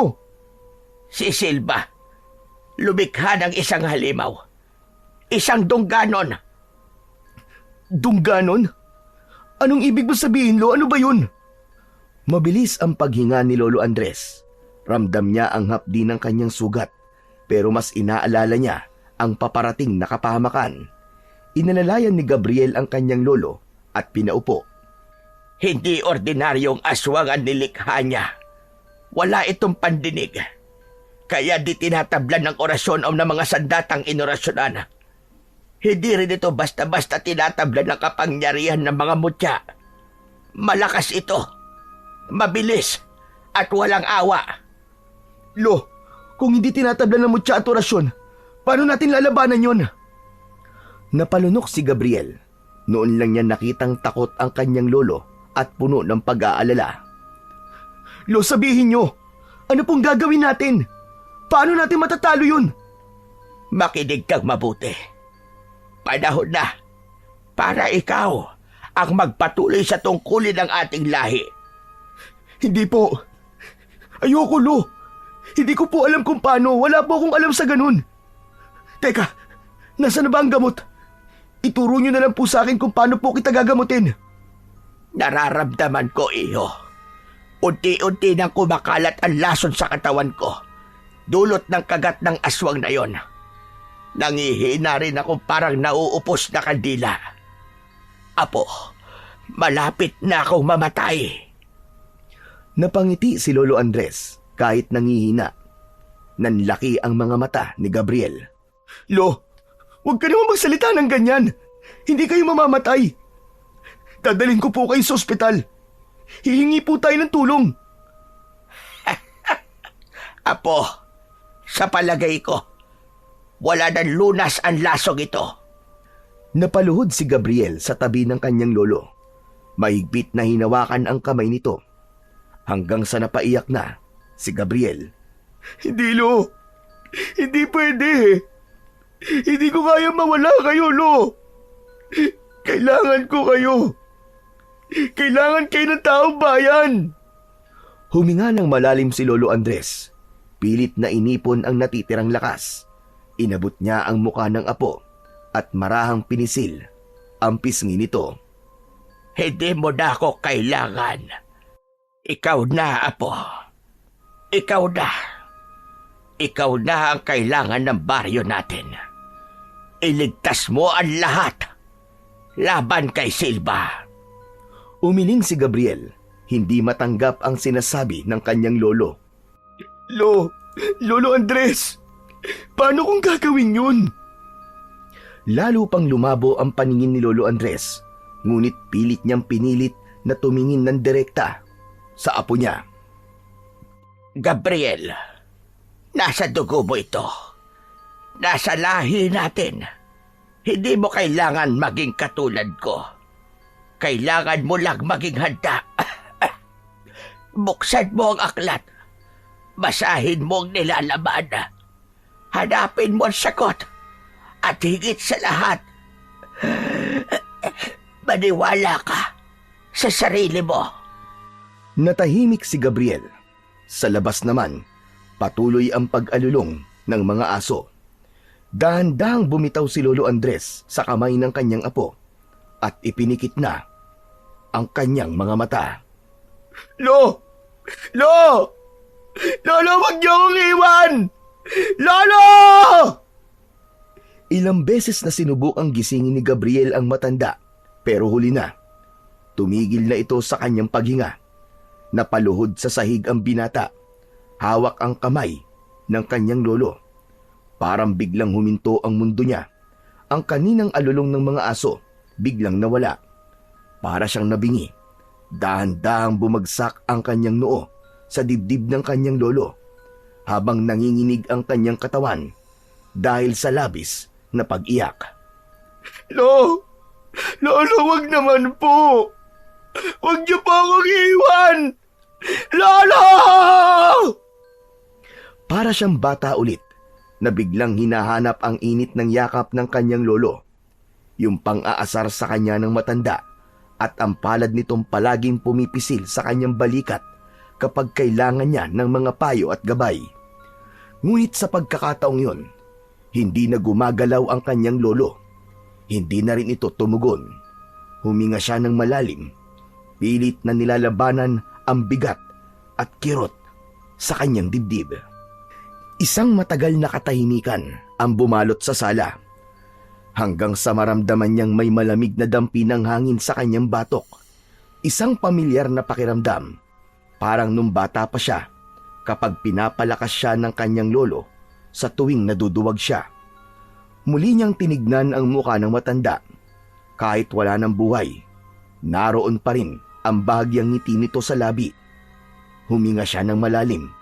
Pilit na inaalis ang takot at panghihina sa kanyang katawan.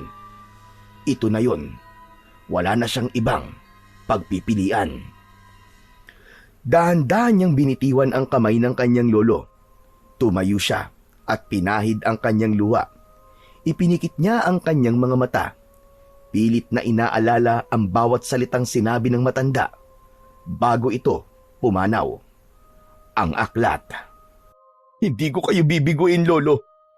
Lalaban ako sa abot ng aking makakaya.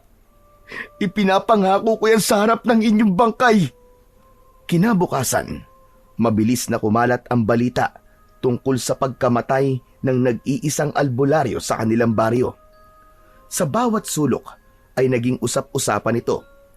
Sa bukid, sa harap ng mga tindahan at maski sa loob ng simbahan, wala na ang natatangi nilang inaasahang magtatanggol sa kanila laban sa kadiliman.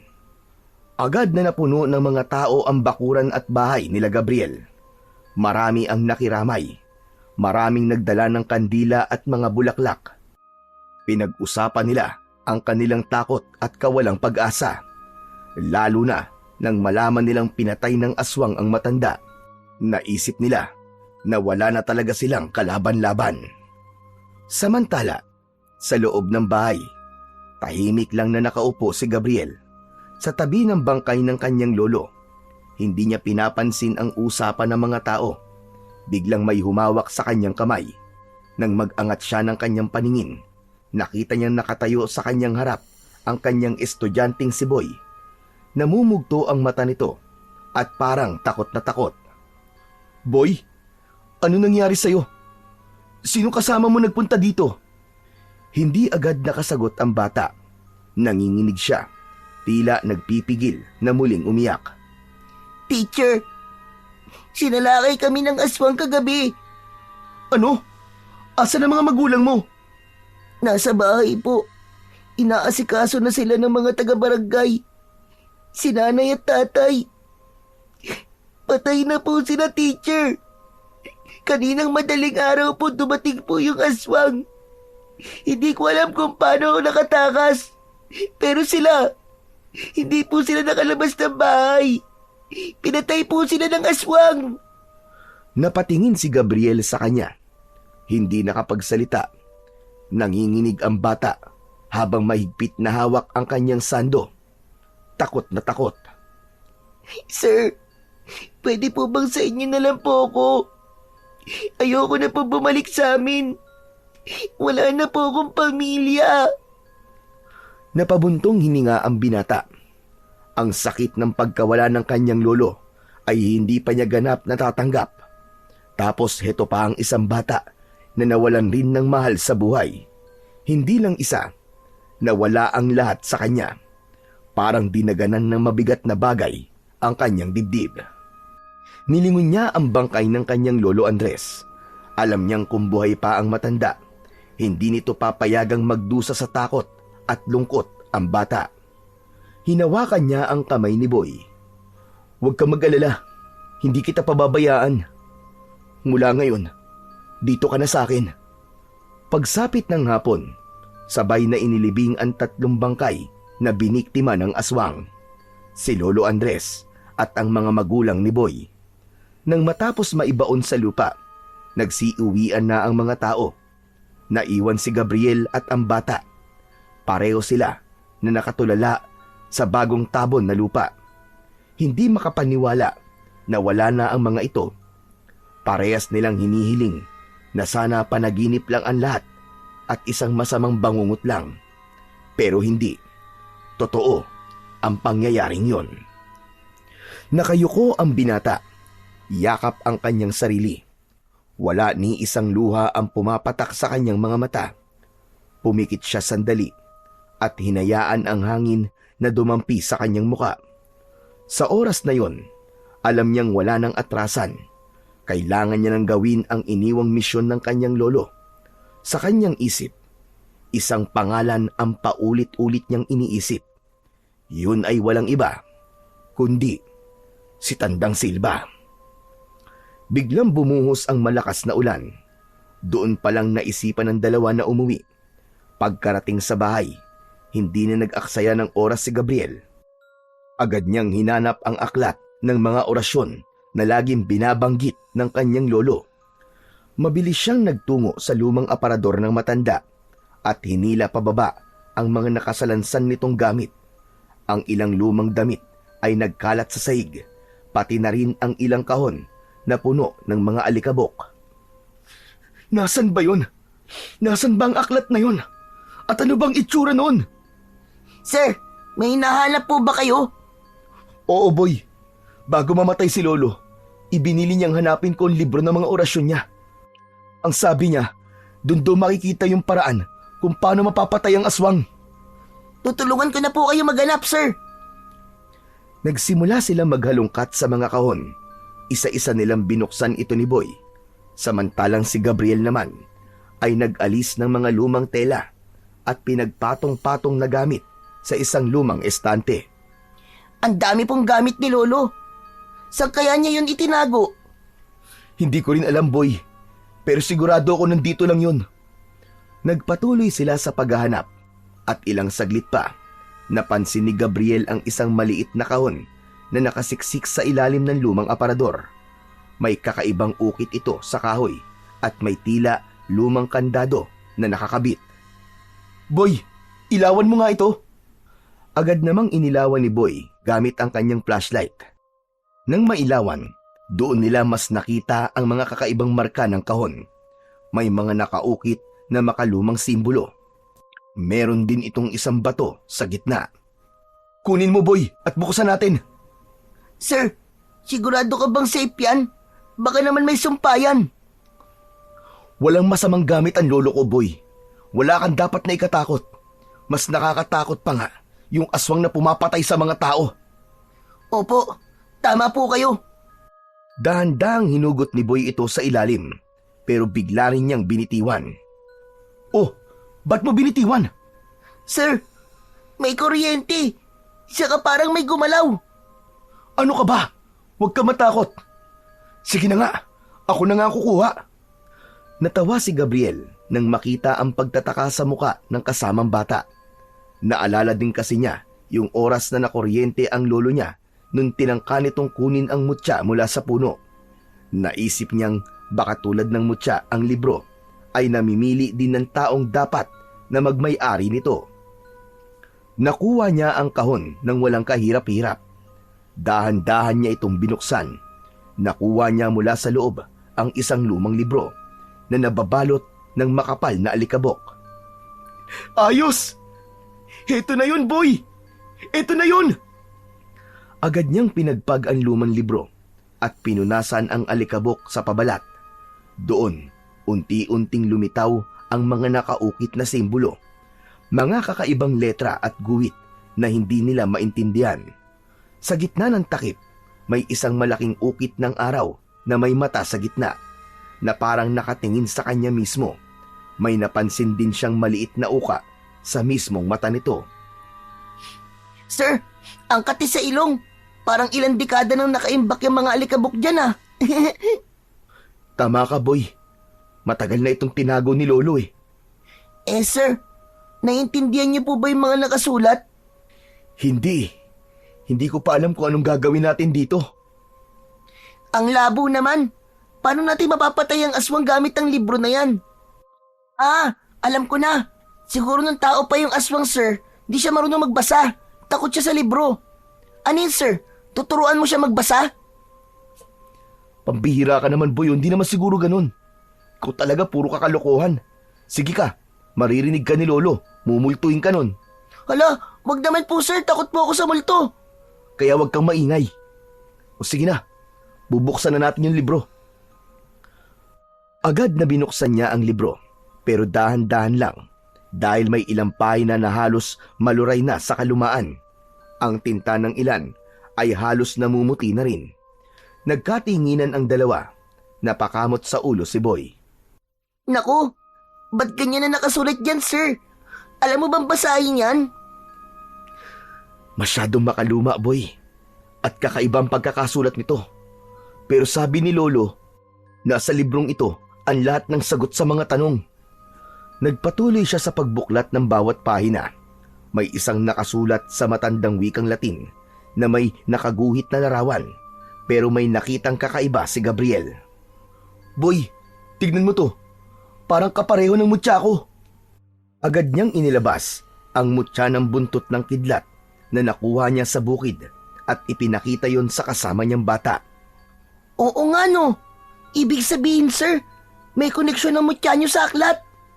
Sa sandaling inilapit niya ito sa pahina ng libro, biglang kumislap ang mutya. Isang bughaw na liwanag ang gumapang sa kanyang kamay, papunta sa pahina. Sir, ano yan? Bakit ganyan, sir? Alam ko na, boy. Ang mutya ang susi para mabasa natin ang libro. Grabe! Ang astig, sir! Tulad ng nasa larawan, marahan niyang inilagay ang mutya sa uka na matatagpuan sa gitna ng mata ng araw. Sa sandaling lumapat ang mutya, isang nakakasilaw na liwanag ang lumabas mula rito. At ang simbolo sa pahina ay nagsimulang magbago. Unti-unting bumuo ito ng mas malinaw na mga titik. Sir, parang may buhay ang libro mo ah. Lahat naman ng libro may buhay eh. Di ba nga, lagi kong sinasabi sa inyo na ang bawat aklat kaya kayong dalhin sa kahit saan nyo gusto. At kaya nitong sagutin ang lahat ng mga bagay na gusto nating malaman.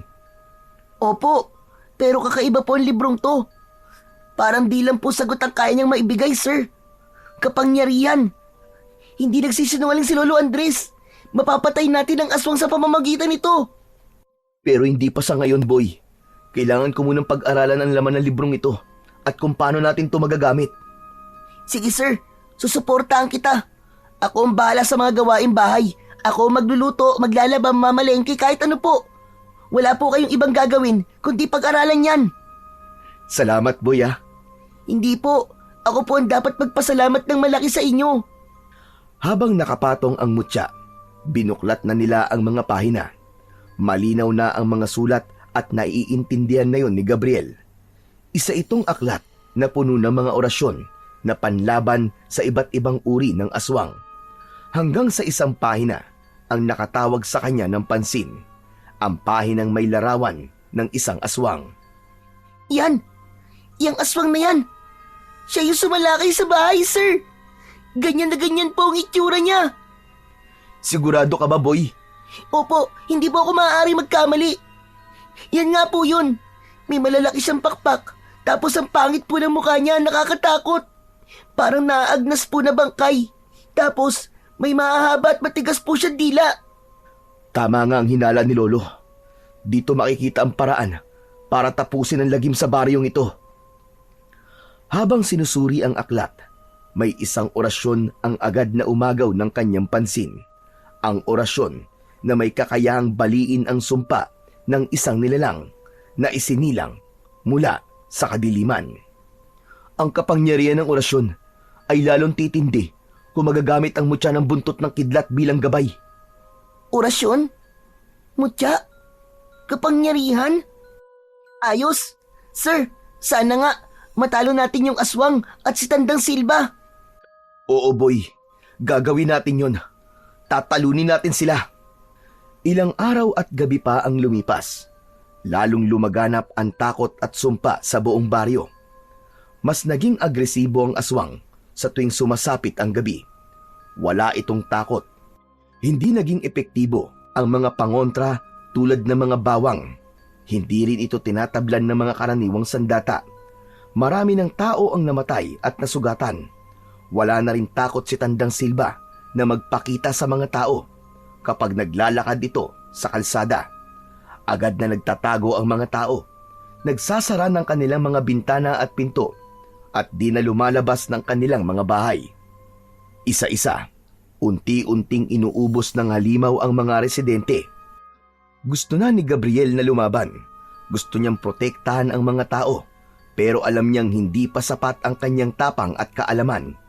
Nagsikap siya, inaral ang bawat detalye, nagplano ng estratehiya para matapatan ang mga kalaban. Pinag-aralan niyang mabuti ang orasyon sa aklat. Isang gabi, isang nakapaninindig balahibong sigaw ang narinig nila mula sa kanilang kapitbahay. Nagkatinginan sina Gabriel at Boy. Boy, dito ka lang ha. Huwag kang aalis dito kahit anong mangyari. Sir, sasamahan kita. Tutulungan kitang kalabanin yung aswang. Hindi, boy. Huwag. Masyado ka pang bata. Hindi mo kakayanin. Makinig ka na lang sa akin, boy. Huwag kang lalabas dito kahit na anong mangyari. Nagkakaintindihan ba tayo? Tumango na lang si Boy bilang tugon. Hindi na nag-aksaya ng oras si Gabriel. Agad siyang lumabas at pinuntahan ang pinagmumulan ng sigaw. Dala niya ang kanyang mutya at ang mga kaalamang natutunan niya mula sa libro. Pagdating sa bahay ni Mang Isko, nakita niya ang wasak na pinto. Nagkalat ang mga gamit sa loob at sa isang sulok, naroon ang aswang. Kagat-kagat nito ang wala ng buhay na matanda. Mabilis na kumilos ang binata. Hindi na siya nagdalawang isip. Sa isang iglap, inilabas niya ang mutya na nakapaloob sa kanyang mga palad. Tulad ng nasa aklat, itinapat niya ito sa halimaw at sinimulang bigkasin ang orasyon. Akala mo ba, bata? Madadala mo yan sa dasal? Napalingon si Gabriel sa kanyang likuran. Pumasok sa pinto si Tandang Silva. Ikaw yung apo ni Andres. Sayang lang ang dugon dumadaloy sa'yo. Walang bisa ang dasal sa isang aswang na hindi nakakarinig. Alam ko, Tandang Silva. Pero yung aswang mo, bingi lang, pero hindi bulag. Itinaas niya ang kamay at ginamit ang sign language para sa salitang nakasaad sa aklat. Hindi ito basta-bastang orasyon. Ito'y isang sinaunang paraan ng pagpapasa ng kapangyarihan gamit ang kilos at galaw ng katawan. Anong kalokohan ito? Anong ginagawa mo? Hindi makapaniwala ang matanda sa kanyang nakita. Sa bawat galaw ng kamay ni Gabriel, hindi lang mga letra ang nabuo. May isang nakakasilaw na guhit ng liwanag din ang unti-unting nagkaroon ng hugis sa hangin. Isang matalim at maliwanag na kidlat. Nagsimulang umatras ang aswang. Naramdaman nito ang malakas na kapangyarihan ng binata. Kahit hindi nito marinig ang dasal, nakita naman niya ang nakakasilaw na liwanag. Hindi! Hindi maaaring mangyari ito! Hindi maaari! Isang malakas na kidlat ang tumama sa mismong bahay ni Mang Isko. Kasunod nito ang malakas na pagdagundong ng kulog. Tila nagsanib puwersa ang kalikasan at ang liwanag na ginawa ng mutya. Tulad ng sa puno sa bukid, nilamon ng asul na apoy ang aswang, pero di tulad sa puno na di natupok. Ang aswang ay nagsimulang lamunin ng nakakapasong apoy. Isang nakakabinging sigaw ang kanilang narinig. Nangisay ang aswang, unti-unting nangitim at natupok, hanggang wala nang natira kundi abo.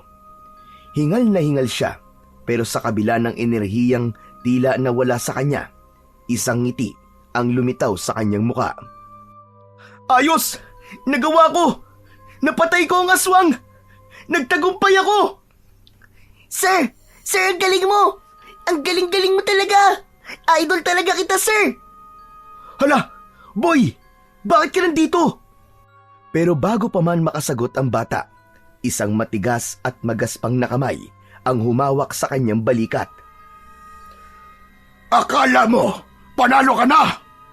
Sige, isang maling kilos mo. Papatayin ko ang batang ito!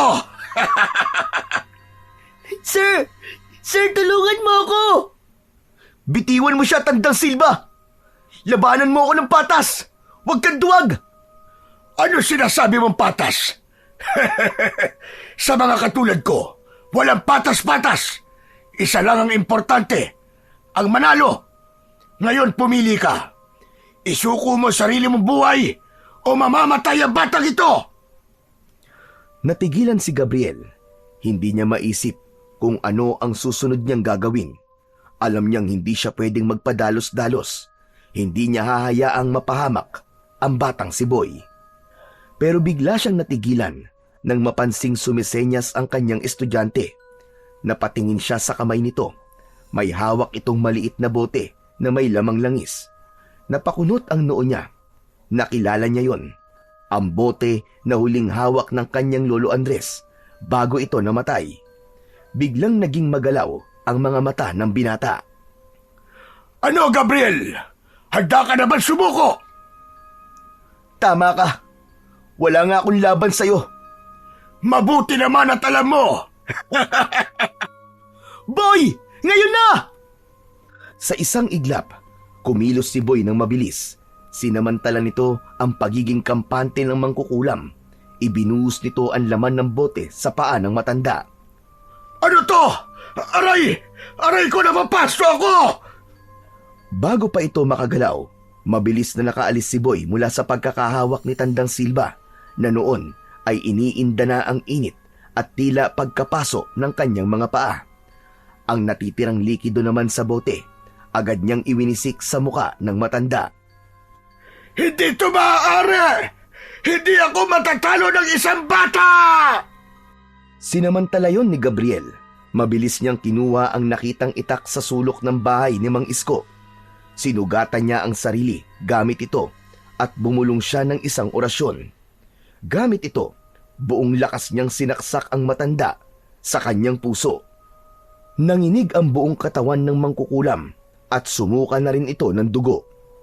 Tapos na ang kasamaan mo, Tandang Silva! Hindi! Totoo nga ang sinabi ni Andres. Hindi ko kayang labanan ang papalit sa kanya! Umalulong ang mga aso, kasabay ng pagkamatay ng kinatatakutang mangkukulam sa baryo. Sir! Sir, tapos na ba? Patay na ba siya? Oo, Boy. Tapos na. Nagtagumpay tayo. Patay na ang pesteng mangkukulam. Kinabukasan, sa muling pagsikat ng araw sa baryo, natagpuan ng mga tao ang bangkay ni Tandang Silva sa bahay ni Mang Isko. Wala na ang mangkukulam na inakala nilang siya rin ang aswang na gumagala at pumapatay sa kanilang lugar. Masaya silang namatay na ang kinatatakutan nilang matanda. Samantala, sa bahay naman ni Gabriel, tinititigan ni Boy ang aklat ng mga orasyon. Sir, ano na bang gagawin natin dito sa libro? Itatago natin, Boy, dahil baka dumating ang araw. Baka kailanganin natin ulit. Napangiti si Boy at ganun din si Gabriel. Sa wakas, matatahimik na ang kanilang baryo. Ngunit higit pa sa tagumpay nilang ito, ang pinakamahalagang bagay na kanilang nagawa ay ang pagkamit ng hustisya para sa mga mahal nila sa buhay. At isang pangako ang sinabi ni Gabriel bago nito itinago ang libro. Ngayong alam na niya ang sikreto ng libro, handa na siyang lumaban anumang oras na dumating ang mga kampon ng kadiliman. Ipinagpatuloy niya ang nasimulan ng kanyang lolo bilang isang mahusay na albularyo at manunugis ng aswang. Yun ang gusto ng kanyang lolo para sa kanya. Pero habang wala pa ang mga alagad ng kasamaan, ay pinagpapatuloy niya ang kanyang pagtuturo bilang isang guro. Sa kabila nito, palagi siyang alerto, nakabantay kung sakaling may mga mata na nakabantay at naghihintay ng tamang pagkakataon na umatake at magasik ng lagim sa kanilang baryo. Nangako siya sa kanyang sarili at sa pangalan ng kanyang lolo na habang siya ay nabubuhay, ipagtatanggol niya ang buong baryo sa abot ng kanyang makakaya, sa tulong ng mutya ng buntot ng kidlat at sa gabay ng mahiwagang aklat ng kanyang lolo.